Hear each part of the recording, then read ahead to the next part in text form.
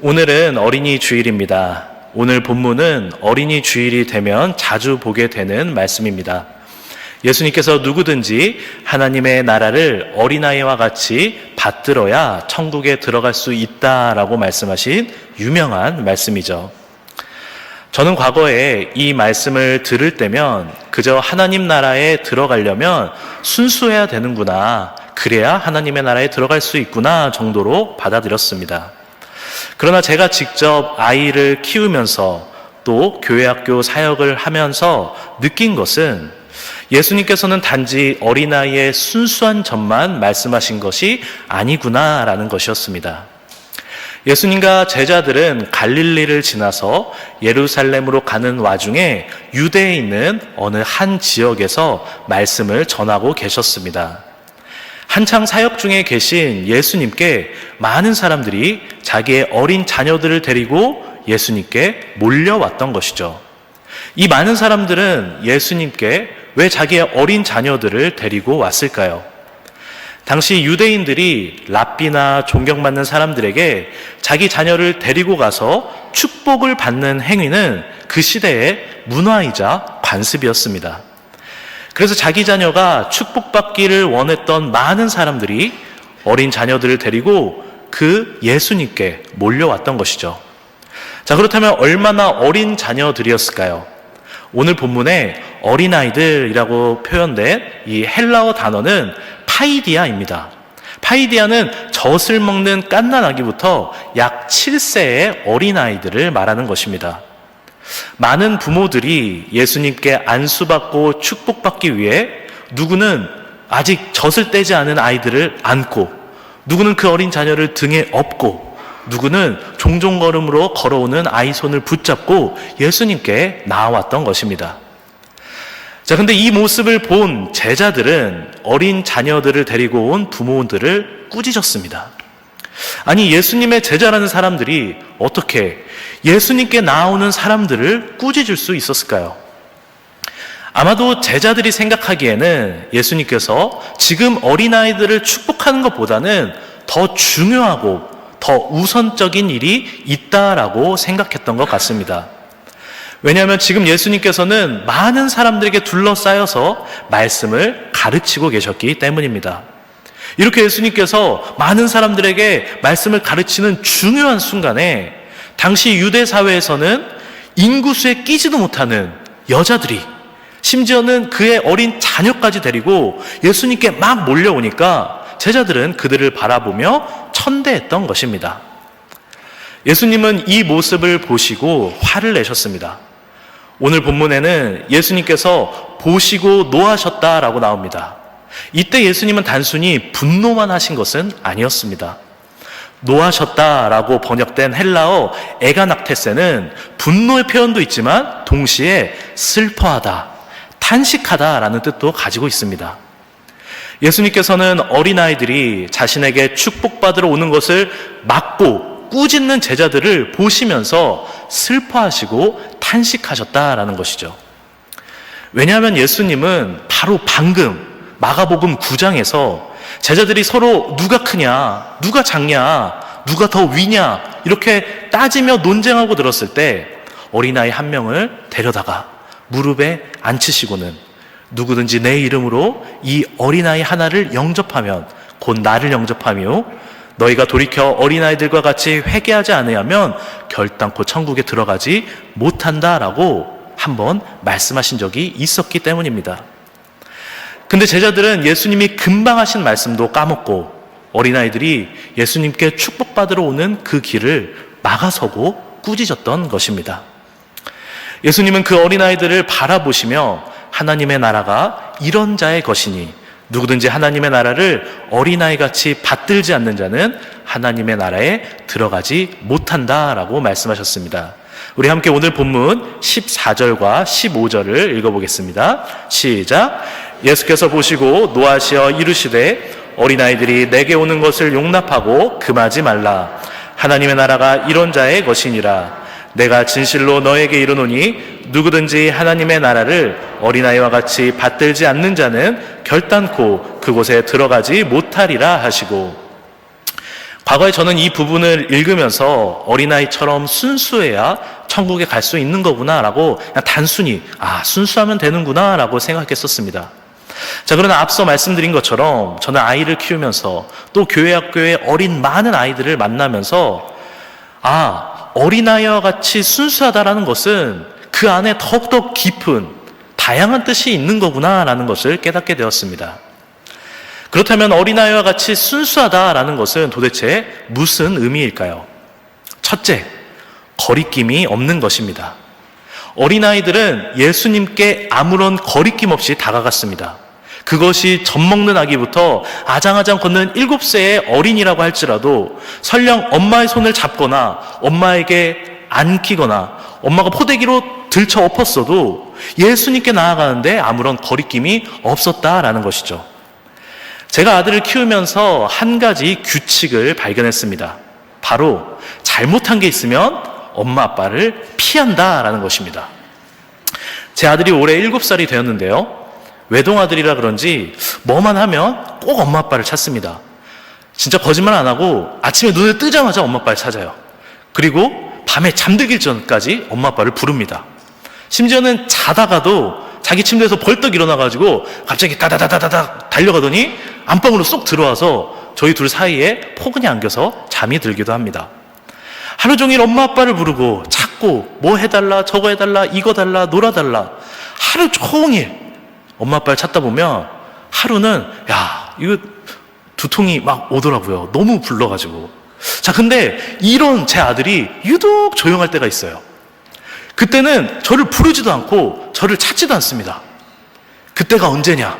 바로 사고를 쳤을 때입니다. 자, 무슨 잘못을 했을 때는 조용해요. 이때는 제가 불러도 일부러 못 들은 척합니다. 하랑아 이러면은 잠잠해요. 그래서 제가 무슨 사고를 쳤는지 보거나 무슨 사고를 쳤는지 물어보면 솔직하게 얘기하는 게 아니라 말을 빙빙 돌리거나 자리를 피하거나 막 도망가 버립니다. 자기가 혼난다라는 것을 뻔히 알고 있는 겁니다. 자, 잘못을 하면 거리낌이 생깁니다. 죄가 있으면 하나님께 나아가는데 거리낌이 생깁니다. 반복되는 죄를 짓고 나의 삶이 내가 생각하기에도 하나님께 나아가기에 부족하다라는 생각이 들 때면 내 스스로 찔리고 미안해서 하나님을 만나는 자리로 나아가는데 거리낌이 생기는 것입니다. 자, 이처럼 죄는 하나님과 나 사이를 멀어지게 만드는 것입니다. 죄와 그 죄책감으로 인해 하나님께 나아가는데 거리끼게 만드는 것이죠. 그러나 우리의 죄의 문제를 해결하시고 우리의 죄를 사하실 수 있는 분은 오직 예수님이심을 믿으시기를 바랍니다. 예수님만이 우리를 죄와 사망의 권세로부터 끊으실 수 있으십니다. 우리가 예수님 안에 있을 때 우리는 결코 정죄함이 없습니다. 그러니 죄로 인해 우리들 안에 거리낌이 생기더라도 우리는 끊임없이 예수님께로 나아가야 하는 것입니다. 우리 함께 로마서 8장 1절로 2절까지의 말씀을 읽겠습니다. 시작. 그러므로 이제 그리스도 예수 안에 있는 자에게는 결코 정죄함이 없나니 이는 그리스도 예수 안에 있는 생명의 성령의 법이 죄와 사망의 법에서 너를 해방하였음이라. 나의 삶이 하나님께 나아가기에 거리낌이 있더라도 예수 그리스도 안에 있는 우리들에게는 결코 정죄함이 없다라는 것을 믿으시기를 바랍니다. 예수님으로 인해 우리는 하나님께 나아갈 수 있게 되었습니다. 이제 우리가 해야 할 것은 무엇이냐? 나의 온 마음과 정성을 다해 하나님께 더욱더 가까이 나아가려는 그 노력을 해야 되는 것이죠. 마치 어린아이가 매일 부모님을 찾고 부르는 것처럼 말씀과 기도와 예배의 자리를 통해 저와 여러분 모두가 우리 아버지 되시는 하나님께 날마다 나아가야 된다라는 것입니다. 어린아이와 같이 순수하다라는 것은 둘째, 온전히 신뢰하는 것입니다. 어린아이들은 자기 부모에게 당신이 정말 내 부모가 맞습니까? 이렇게 물어보지 않아요.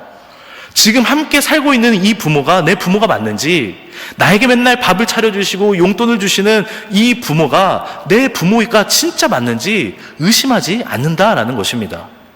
어린아이에게 있어서 부모는 의심의 대상이 아니라 전적인 신뢰의 대상입니다. 혹여나 부모가 자녀를 혼내거나 벌을 주더라도, 때로는 부모가 바빠가지고 출장에 나가서 며칠 동안 집을 비우더라도 부모를 향한 자녀의 신뢰는 끊어지지 않는다라는 것이죠. 한 번 엄마 아빠는 영원한 엄마 아빠고 한 번 자녀는 영원한 자녀입니다. 이것이 부모됨이고 이것이 자녀됨입니다. 자녀가 놀이터에서 막 친구들이랑 재밌게 놀고 종종 삼촌이랑 막 이모가 찾아와서 용돈도 주고 맛있는 것도 사주고 재밌게 놀아준다고 할지언정 그것은 진짜 잠깐이지 결국에는 엄마를 찾고 아빠를 찾게 됩니다. 우리나라의 아동심리 상담의 열풍을 불러일으켰던 오은영 박사가 한 TV 프로그램에 나와서 이런 말을 했던 것이 아직도 제 뇌리에 박혀 있습니다. 어린아이에게 부모라는 존재는 세상과 똑같습니다. 만약에 부모가 싸우면 아이는 세상에 전쟁이 일어난 것처럼 느낍니다. 이렇게 얘기했어요. 어린아이들은 이만큼 부모가 전부이고 부모를 신뢰하고 부모가 세상인 양 살아간다는 것입니다. 우리를 낳아주신 육체의 부모가 있듯이 우리에게는 우리를 거듭나게 하신 영적인 부모가 있습니다. 나를 사랑하사 나의 죄를 씻기시기 위해 십자가에 달려 죽으신 예수님을 우리가 믿을 때 우리는 성령의 능력으로 말미암아 하나님의 자녀로 거듭나는 줄을 믿으시기를 바랍니다. 나는 뭘 다른 걸 안 했는데, 나는 어떤 노력을 하진 않았는데 그거를 믿기만 했는데도 하나님께서는 그분의 능력으로, 전적인 그분의 능력으로 죄인 되었던 우리들을 친히 하나님의 사랑스러운 자녀로 다시 태어나게 해주신 것입니다. 완전히 새로운 존재로 거듭난 것이죠. 성경은 우리가 하나님의 자녀가 되는 이 놀라운 능력을 권세라는 단어로 표현합니다. 우리 함께 요한복음 1장 12절과 13절을 읽어보겠습니다. 시작. 영접하는 자 곧 그 이름을 믿는 자들에게는 하나님의 자녀가 되는 권세를 주셨으니 이는 혈통으로나 육정으로나 사람의 뜻으로 나지 아니하고 오직 하나님께로부터 난 자들이니라.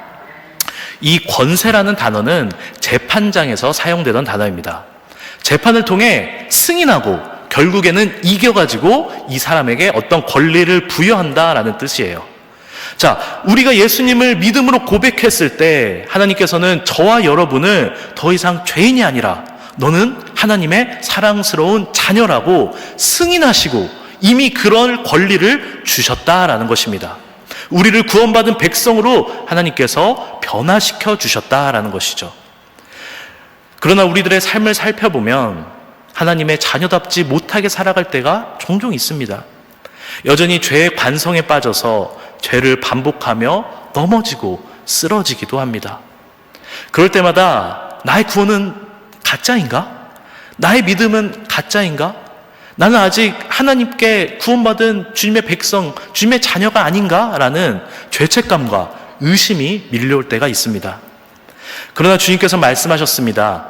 믿는 자들에게는 하나님의 자녀가 되는 권세를 주셨으니 우리는 하나님의 자녀로서 어린아이와 같이 하나님을 온전히 신뢰해야 합니다.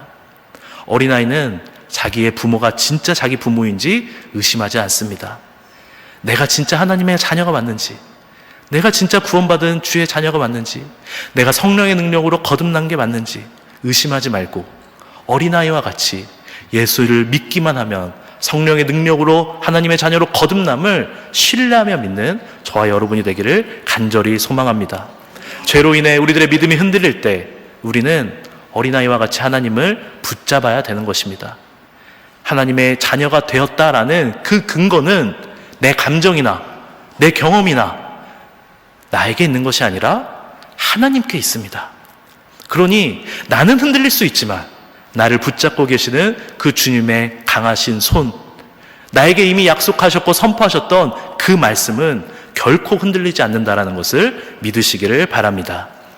어린아이와 같이 순수하다라는 것은 셋째, 당당히 요구하는 것입니다. 한 번은 제가 아들이랑 산책을 하고 있었는데요. 산책을 하다가 저 앞에 슈퍼를 발견하니까 제 아들이 갑자기 슈퍼로 막 달려가는 거예요. 들어가가지고 두리번 거리더니 자기가 좋아하는 젤리를 하나 탁 고른 겁니다. 그러면서 저를 보면서 아빠, 나 이거 사줘. 이러는 거예요. 돈을 저한테 맡겨놓지는 않았는데 막 사달라는 거예요. 제가 얘기했습니다. 아빠 지갑을 안 가져왔어. 야, 너 집에 젤리 많잖아. 그냥 집에 있는 거 먹어. 조금만 참아. 이랬더니 듣지도 않아요. 그냥 그 들은 젤리를 가지고 계산대에 가더니 계산대에 딱 내려놓으면서 저를 슉 바라보면서 한마디를 딱 던졌습니다. 아빠, 카드 있잖아. 이러는 거예요. 당황했습니다. 진짜로 당황했어요. 얘가 어떻게 그걸 알지? 그래서 제가 휴대폰에 삼성페이를 꺼내가지고 삑 결제를 하고 젤리를 준 다음에 제 아들은 젤리를 맛있게 먹으면서 이제 집에 돌아갔던 기억이 있습니다. 어린아이는 자기 부모에게 원하고 필요한 것을 뭐든지 당당하게 요구합니다. 어떻게 그럴 수 있을까요? 맨날 얘한테 들어가는 돈도 많고 얘는 나에게 뭐 해주는 게 없는데, 그리고 맨날 얘한테 밥도 해주고 학원도 보내주고 학교도 보내주고 내 모든 걸 쏟는데 자녀들은 맨날 용돈 달라, 이거 사달라, 저거 해달라 우리들에게 당당하게 요구해요. 거리낌이 없습니다. 어떻게 그럴 수 있는 걸까요? 정답은 그 요구하는 대상이 내 부모이기 때문입니다. 내 부모님이니까 내가 내 부모님께 도와달라고, 필요하다고 얘기하는 겁니다. 자녀가 너무나 당연하게 자기의 필요를 채우기 위해 부모에게 요구하고, 부모는 내가 낳은 내 자식이니까 아침부터 저녁 늦게까지 뼈 빠지게 일을 하더라도 내 자녀에게는 더 좋은 것을 주기를 원하고, 더 좋은 곳에 보내기를 원하고, 더 좋은 사람 만나라고 노력하고 계속 아낌없는 후원을 해줍니다. 우리의 아버지 되시는 하나님도 자녀된 우리들에게 좋은 것을 주고자 하십니다. 하나님보다 복이 우선시되고 복 받는 게 신앙의 목적이 되는 기복신앙은 우리들이 멀리 해야 되지만, 그러나 성경은 분명하게 하나님께서는 그의 자녀된 자들에게 복 주시기를 원하시는 분이며 하나님은 자신을 찾는 자들에게 상 주시기를 원하시는 분이다라고 말씀하고 계십니다. 우리 함께 신명기 1장 11절을 읽어보겠습니다. 시작. 너희 조상의 하나님 여호와께서 너희를 현재보다 1000배나 많게 하시며 너희에게 허락하신 것과 같이 너희에게 복 주시기를 원하노라. 우리 이어서 히브리서 11장 6절도 읽겠습니다. 믿음이 없이는 하나님을 기쁘시게 하지 못하나니 하나님께 나아가는 자는 반드시 그가 계신 것과 또한 그가 자기를 찾는 자들에게 상 주시는 이심을 믿어야 할지니라. 자녀는 부모에게 필요한 것을 당당히 요구합니다. 우리도 신앙생활을 하면서 우리 하나님 아버지께 나의 소원과 바람을 기도하며 들어달라라고 요청하죠. 그러나 우리들의 기도가 매번 즉각적으로 응답을 받는 것은 아닙니다. 하나님은 그의 자녀들에게 복 주시기를 원하고 하나님을 찾는 자들에게 상 주시기를 원한다라고 말씀하셨는데, 왜 우리들의 기도는 즉각적으로 바로바로 응답받지 못하는 것일까요? 만약에 제 아들이 날카롭고 예리한 예쁜 칼을 보고 저거 너무 예쁘고 반짝거리니까 저거 좀 나에게 주세요라며 막 울며불며 때를 쓴다고 하면, 부모된 저는 아들이 이렇게 간절히 요청하니까 그래, 저 날이 쓰고 예쁘고 저 날카롭고 예리한 칼을 아들에게 주자 이러겠습니까? 당연히 안 주죠. 부모로서 내 자녀에게 이것이 득이 될지 독이 될지는 눈에 훤히 보이는 것입니다. 그러나 만약에 제 아들이 장성해서 이 날카롭고 예리한 칼이 요리할 때 필요하니까 하나 사달라고 한다면 고민하지 않고 사줄 것입니다. 왜냐하면 이제는 이 날카롭고 예리한 칼 때문에 아들이 다치고 피 흘리는 게 아니라 오히려 이 칼을 통해 맛있는 요리를 하고 그 맛있는 요리로 가족들을 대접하고 자녀들을 대접할 거를 알기 때문이죠. 이처럼 우리의 아버지 되시는 하나님께서는 자녀에게 무엇이 가장 필요한지, 자녀에게 무엇이 득이 되고 독이 되는지 다 아시는 전지전능하신 분이십니다. 하나님께서는 우리들의 기도를 들으시고 자녀에게 가장 필요한 것을 가장 필요한 적절한 때에 우리에게 주시는 분이십니다. 마치 하나님께서 이른 비 늦은 비를 적당한 때에 내리심으로 곡식과 포도주와 기름이 넘치게 되는 것처럼 말이죠. 그러므로 하나님께 우리의 필요를 아뢰되 그 응답이 더디다고 낙담하지 않아도 되는 것입니다. 응답이 없는 것 같다고 생각해서는 안 됩니다. 이때 우리에게 필요한 것은 어린아이가 그의 부모를 온전히 신뢰하는 것처럼 우리 아버지 되신 하나님을 온전히 신뢰하며 기다리는 것입니다. 하나님은 나를 구원하시기 위해 하나밖에 없는 독생자 예수님을 십자가에 못 박아 죽기까지 우리를 향하신 사랑을 보여주신 분이십니다.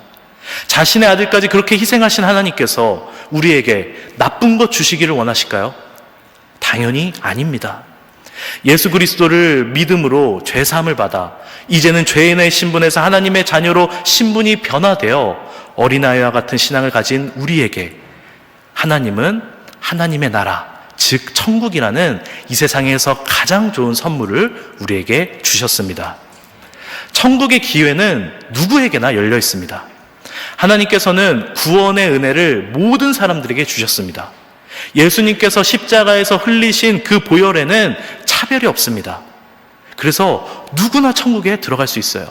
하지만 누구나 천국에 들어갈 수 있지만 아무나 천국에 들어갈 수는 없습니다. 예수님은 오늘 본문을 통해 분명하게 말씀하셨습니다. 하나님의 나라를 어린아이같이 받들지 않으면 결코 천국에 들어가지 못한다라고 말이죠. 우리 함께 오늘 본문 15절을 읽겠습니다. 시작. 내가 진실로 너희에게 이르노니 누구든지 하나님의 나라를 어린아이와 같이 받들지 않는 자는 결단코 그곳에 들어가지 못하리라 하시고, 하나님의 나라를 어린아이와 같이 받드는 자, 이 받든다라는 말은 뭔가를 들고 바친다라는 뜻이 아닙니다. 덱세타이, 받아들인다라는 뜻이에요. 내 삶 가운데 하나님의 나라를 받아들이는 이 어린아이 같은 사람, 어린아이같이 하나님의 나라를 받으며 순수하게 믿음으로 하나님께 나아가는 사람들, 그 사람들이 천국에 들어갈 수 있다라는 것입니다. 하나님의 나라는 하나님께서 왕으로 좌정하시는 곳입니다. 하나님의 나라는 하나님의 말씀이 곧 법이며 하나님께서 주인 되시는 곳입니다. 하나님께서 내 삶의 왕이 되시는 것, 하나님의 말씀이 내 삶의 법이 되고 내 인생의 가장 우선순위가 되는 것, 하나님께서 내 삶의 주인이 되시는 것, 이것을 어린아이가 그의 부모를 신뢰하는 것처럼 믿고 예수 그리스도를 통해 죄사함을 받아 거리낌 없이 하나님께 담대히 나아가는 그 사람들에게 하나님은 천국의 선물을 주셨다라는 것이죠. 하나님께서는 우리에게 이 세상의 그 누구도 그 무엇도 줄 수 없는 가장 값진 천국이라는 상급을 저와 여러분 모두에게 주신 것입니다. 여러분, 자녀도 나름대로는 부모님께 사랑한다고 말하며 사랑 표현을 합니다. 그 사랑이 거짓은 아니에요. 진짜겠죠. 하지만 자녀를 향한 부모의 사랑에는 한참 모자릅니다. 자녀가 부모 가슴에 대못을 박아도 끝까지 사랑하는 존재가 바로 부모입니다. 어린 자녀들은 이러한 부모의 사랑이 있기에 마음껏 부모의 품에서 사랑받고 마음껏 당당히 요구할 수 있는 것입니다. 하나님은 저와 여러분을 자녀 삼아 주셨습니다. 때로는 그 믿음이 흔들릴 수도 있습니다. 하지만 하나님께서는 성경 말씀을 통해 이미 우리들에게 약속하셨고 선포하셨습니다. 너는 내 아들이다. 너는 내 딸이다. 그러니 이제는 나의 아버지 되시는 하나님의 그 품 안에서 마음껏 사랑받는 축복을 누리시길 원합니다. 자녀됨의 축복을 마음껏 누리시길 원합니다. 나에게 가장 좋은 것을 주기를 원하시는 하나님께 나의 모든 것을 기도를 통해 아뢰어 결국 가장 좋은 때 가장 좋은 것으로 우리에게 응답해 주시는 그 하나님의 응답을 기다리며 믿으시길 바랍니다. 그리고 날마다 어린아이와 같은 심령으로 이 세상 그 누구도 그 무엇도 줄 수 없는 천국이라는 가장 귀한 축복을 받는, 가장 큰 복을 받는 저와 여러분이 되시기를 주님의 이름으로 간절히 축원합니다.